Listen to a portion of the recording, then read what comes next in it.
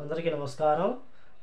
భారత ప్రధానమంత్రి శ్రీ నరేంద్ర మోడీ గారు కువైట్ పర్యటన 2 రోజులు పర్యటన నిమిత్తం ఆయన ఇండియా నుంచి కువైట్కు బయలుదేరినట్లు ప్రైమ్ మినిస్టర్ ఆఫీస్ అయితే ప్రకటించడం జరిగింది.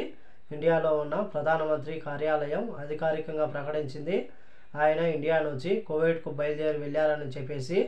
అలాగే ఆయన గంట క్రితం మనం చూసుకుంటే ఇండియా నుంచి కువైట్కు బయలుదేరి రావడం జరిగింది. అలాగే ఆయన ఎయిర్ ఇండియా విమానంలో కువైట్కు వస్తూ ఉన్నారు.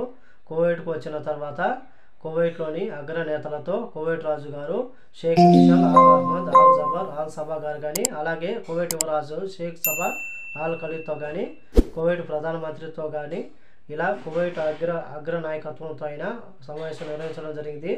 అలాగే ఈరోజు 3:50 కువైట్లోని సభాస్థలంలో ఉన్న ఇండోర్ స్టేడియంలో భారతీయులను ఉద్దేశించి ఆయన ప్రసంగించనున్నారు.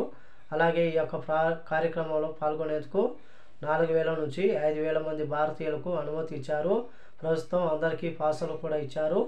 అలాగే భారత ప్రధానమంత్రి నరేంద్ర మోడీ గారు ఇండియా నుంచి కువైట్కు బయలుదేరినట్లు, అలాగే భారత ప్రధానమంత్రి నరేంద్ర మోడీ గారు ఇండియా నుంచి కువైట్కు బయలుదేరుతూ ఉన్న దృశ్యాలను మీకు స్క్రీన్ మీద కనబడుతూ ఉన్నాయి.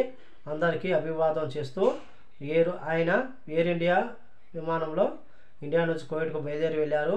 అలాంటి కువైట్లో ఉన్న భారతీయులు, అలాగే కువైట్లో ఉన్న ఇండియన్ ఎంబసీ అధికారులు, కువైట్ అధికారులు, రాజకీయ ప్రతినిధులు, రాజకీయ నాయకులు కువైట్ ఎయిర్పోర్ట్లో అయితే భారత ప్రధానమంత్రి రాక కోసం ఎదురు చూస్తూ ఉన్నారు.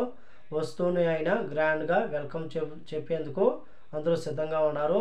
కాబట్టి ఈ వీడియో వస్తే లైక్ చేయండి, షేర్ చేయండి, సబ్స్క్రైబ్ చేసుకోండి. నెక్స్ట్ వీడియోలో మళ్ళీ కలుద్దాం. జై హింద్.